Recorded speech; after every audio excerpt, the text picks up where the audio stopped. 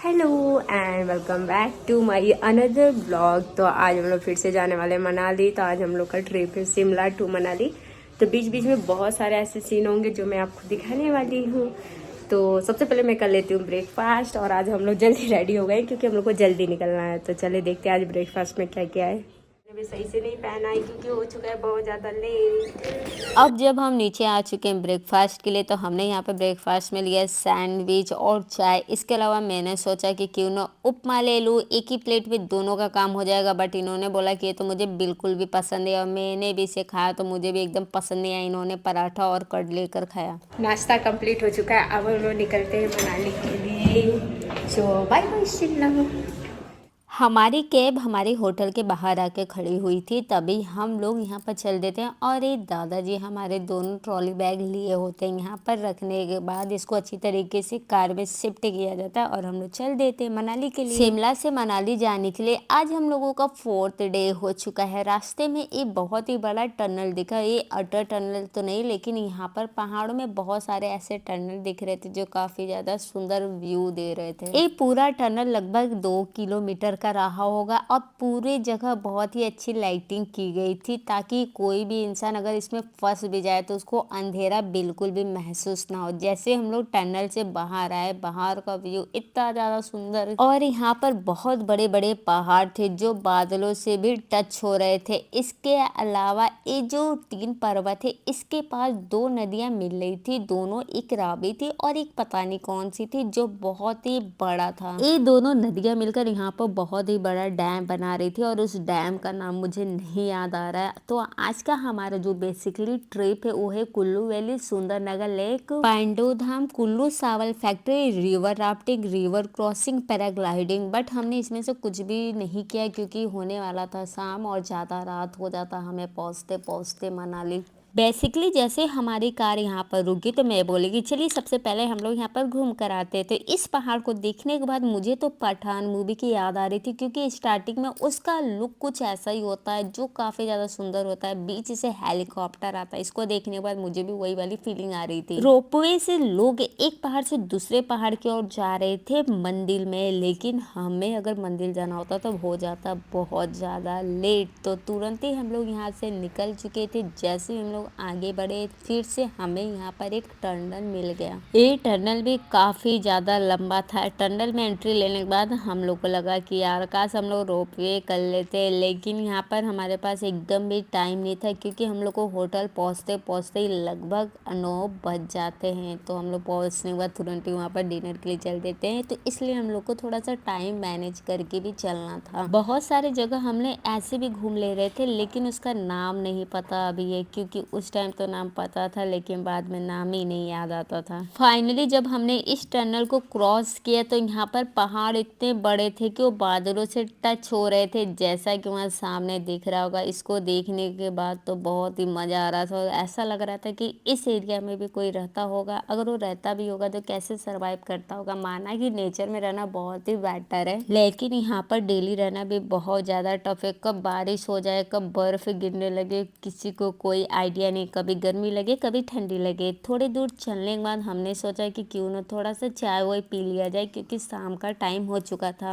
अब यहाँ पर रिवर राफ्टिंग के लिए बुकिंग हो रहा था, तो हमने सोचा कि यहाँ पर बुक नहीं करते, क्योंकि पानी इतना ज्यादा ठंडा था ब्यास नदी का, क्योंकि जो बर्फ है वो पिघल कर वो पानी जा रहे थे। तो थैंक गॉड हमने उस पर नहीं बैठा, क्योंकि शाम का टाइम है। अगर हम लोग पानी में जरा सा भी गिर पिट जाते, क्योंकि राफ्टिंग जो होता है ना, कभी कभी लहरें बहुत ही ज्यादा हैवी हो जाते हैं, अगर उसमें गिरेंगे तो तबीयत तो बहुत ज़्यादा ही ख़राब हो जाएगा। वैसे भी ट्रैवल कर करके दोनों की हालत बहुत ही ख़राब हो चुकी थी, क्योंकि अभी हम लोग को चाहिए था थोड़ा रेस्ट, लेकिन अभी भी कुछ टाइम और बचा था हमें मनाली पहुंचने में। अब इन पहाड़ों के पास इतने ज़्यादा घर बने हुए थे, मतलब समझ जाइए कि यहाँ पर तो पूरा शहर ही बना पड़ा था, जो काफ़ी अच्छा व्यू दे रहा था। कोई कोई क्या है ना कि यहाँ पे क्रिकेट वगैरह भी खेल रहे थे, तो ऐसा लगा कि वाह यहाँ पर तो स्पेस भी मिल जा रहा है। हमारे यहाँ क्या होता है, इतने स्पेस नहीं मिल पाते हैं। बाकी यहाँ पर ज्यादातर जो पहाड़ थे वो बादलों से ढके पड़े थे, जैसा कि यहाँ पर व्यू में दिख रहा होगा, जो काफी ज्यादा प्रीटी लग रहा था। और यहाँ का घर मतलब सबका एक टाइप से था, किसी का भी छत तो नहीं था, ऐसे टीना लगा कर किया गया ताकि अगर कभी बर्फबारी भी हो तो बर्फ धीरे धीरे पिघल कर छत से नीचे आ जाए।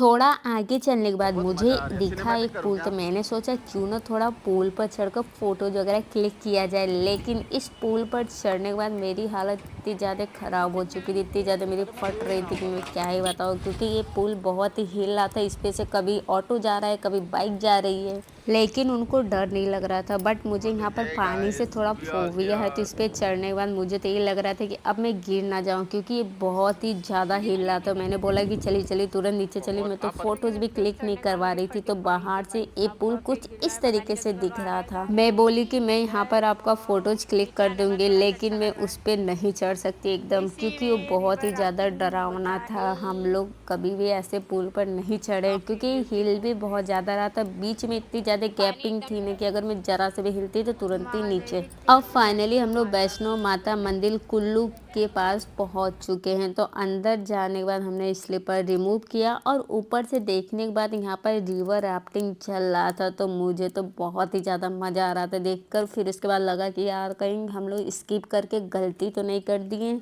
और यहाँ पर बहुत ज़्यादा लोग रिवर राफ्टिंग कर रहे थे, लेकिन कहीं कहीं जैसे पानी ऐसे अगर बौछार दिख रहा तो वहाँ पर अगर ये थोड़ा हिल भी रहा था तो डर भी लग रहा था। उसके बाद हमने सोचा कि क्यों ना हम लोग थोड़ा इसको पास से देखा जाए, तभी समझ में आएगा कि इस पे बैठना सही था या फिर नहीं। पीछे जैसे निगाह गया तो वहाँ पर भी बहुत सारे लोग आ रहे थे, लगभग 7-8 लोग, लेकिन पेड़ की वजह से यहाँ पर नहीं दिख रहा था। तो हम लोग जैसे यहाँ पर नीचे पहुँचे ना, पानी इतना ज़्यादा चिल आउट था कि पूछो ही मत। लग रहा है कि अगर कोई इसमें अगर गिर भी जाता है ना तो उसका पक्का तबीयत ही खराब होने हैं, क्योंकि ये देखने में मज़ा आता है लेकिन पानी इतना ज़्यादा ठंडा, ऊपर से मौसम भी ठंडा। इसमें तो हम लोग कुछ देर के लिए भी हाथ नहीं डाल पा रहे थे। बाहर आने के बाद हमने यहाँ से लिया कुछ ड्राई फ्रूट्स। तो एक कई सारे ड्राई फ्रूट्स से यहाँ पर चेक करवा रहे थे, लेकिन एट द एंड हमने यहाँ पर ब्लूबेरी और एक कीवी वाले चॉकलेट लिए। बहुत सारे ड्राई फ्रूट्स यहाँ पर ऐसे भी थे जिसको मैंने यहाँ पर फर्स्ट टाइम देखा और हमारे एरिया में वो नहीं मिलता है, तो अच्छा भी लग रहा था। लेकिन कई सारे तो मेरे से कुछ भी नहीं रहे थे, क्योंकि ब्रेसल्स के वजह से हमारा यहाँ पर ब्रेसल जो है ना काम ही बिगाड़ दे रहा था। थोड़े बहुत हमने यहाँ पर शॉपिंग करने के बाद चल देते हैं। और मनाली पहुँचने से पहले ही यहाँ पर बहुत अंधेरा हो चुका था। बाहर यहाँ पर इतने क्यूट से डॉग थे ना, यहाँ पर तो सड़क वाले डॉग भी हमारे घर वाले डॉग की तरह थे। तो ये रहा हमारा कीवी वाला चॉकलेट, जो बिल्कुल भी टेस्टी नहीं था। मुझे लगा कि चलो कुछ अलग रहेगा, टेस्ट आएगा, लेकिन अच्छा ही नहीं लग रहा था। जब भी कुछ यूनिक ट्राई करने के लिए सोचो तब तक ऐसा ही हो जाता है कि मन ही नहीं होता है कि नहीं दोबारा कुछ अलग हम लोग टेस्ट करें। यहाँ मनाली अब हमारा यहाँ से 14 किलोमीटर दूरी पर है। अब लग रहा है कि जल्दी से हम लोग पहुँच जाए, क्योंकि रात बहुत ज़्यादा हो चुका था, 8 बज चुका था और हम लोग का ट्रैवल कर करके हालत तो बहुत ही पंचर हो चुका था। कुछ ही देर और चलने के बाद फाइनली हमारा होटल आ चुका है, जिसका नाम है मनाली ड्रीम्स।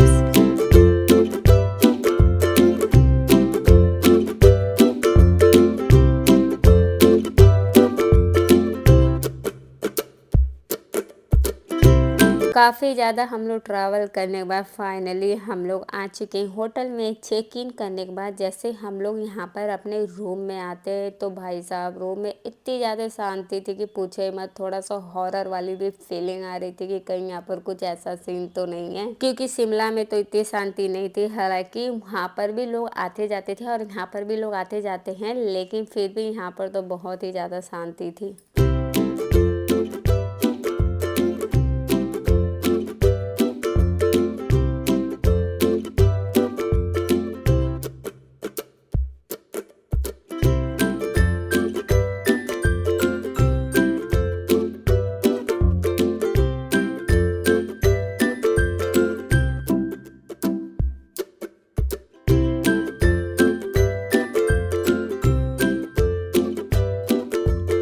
डिनर का टाइमिंग भी यहाँ पर स्टार्ट हो चुका था, तो हमने सोचा कि क्यों ना सबसे पहले हम लोग डिनर कर लिया जाए, उसके बाद हम लोग रेस्ट किया जाएगा, क्योंकि ऑलरेडी थकने के बाद ना बस ये लगता है कि खाओ पियो और सो जाओ। तो यहाँ पर हमारा फाइनली डिनर में ये रहा। ब्रेकफास्ट खत्म होने के बाद आ चुके हैं छत पे। तो बहुत ज़्यादा ट्रैवल हो गया था आज, 8 नहीं लगभग 11 घंटे ट्रैवल करके हम लोग मनाली पहुँचे हैं। सो बहुत ज़्यादा थक चुके हैं और वोमिटिंग जैसा भी होने लगा था, क्योंकि रास्ते थोड़े टेढ़े मेढ़े थे। अब भी जब हम लोग का डिनर कंप्लीट हो चुका है तो चलते हम लोग रेस्ट करने, क्योंकि बिल्कुल भी एनर्जी नहीं बची है भाई साहब। बस लग रहा है कि सो जाओ। तो चलिए बाय बाय, गुड नाइट, मिलते हैं नेक्स्ट व्लॉग में। और आज हमने बहुत ज़्यादा जगह घूमा है, तो देखते हैं कल क्या होने वाला है। सो बाय बाय।